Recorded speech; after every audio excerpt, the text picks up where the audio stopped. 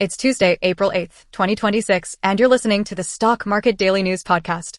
I'm your host, bringing you a rapid roundup of yesterday's biggest market moves. On Monday, stocks saw mixed action. The S&P 500 closed nearly flat, while the Dow Jones ticked down modestly, and the Nasdaq managed small gains. The day was defined by sharp moves in foodservice, telecom, and insurance stocks, and a split in momentum between cryptocurrencies and software equities. Let's dive into what moved the markets and what investors need to watch. First up, Sysco took center stage after a major deal surprise. Shares of Sysco, the food service distribution giant, slid more than 8% after announcing a whopping $29.1 billion acquisition of Restaurant Depot. Piper Sandler slashed its price target to $77 and kept a neutral rating, citing concerns about Sysco's plan to pile up $21 billion in new debt for the deal.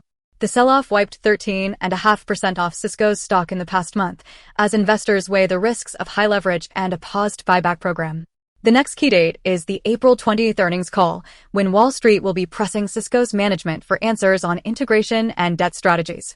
Meanwhile, major blue-chip dividend payers got a bullish nod from Wall Street.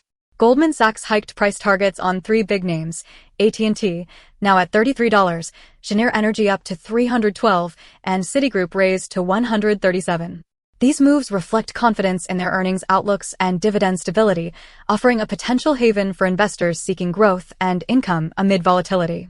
Shifting gears to global markets, GA Group in Germany reaffirmed its 2026 growth guidance and rolled out a new divisional structure.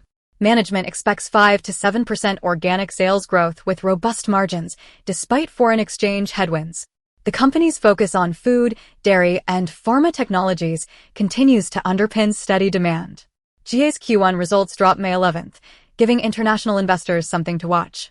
Turning to India, fund managers are now favoring large caps.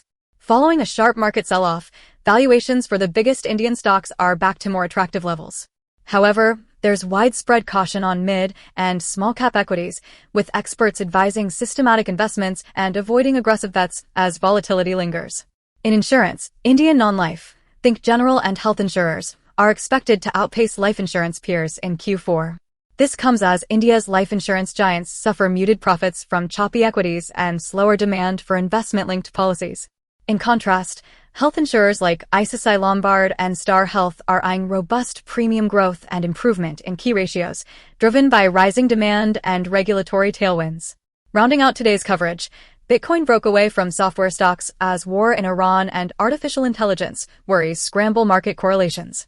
Since late February, Bitcoin climbed above $69,000, a 5% gain, while key software ETFs dropped 2%.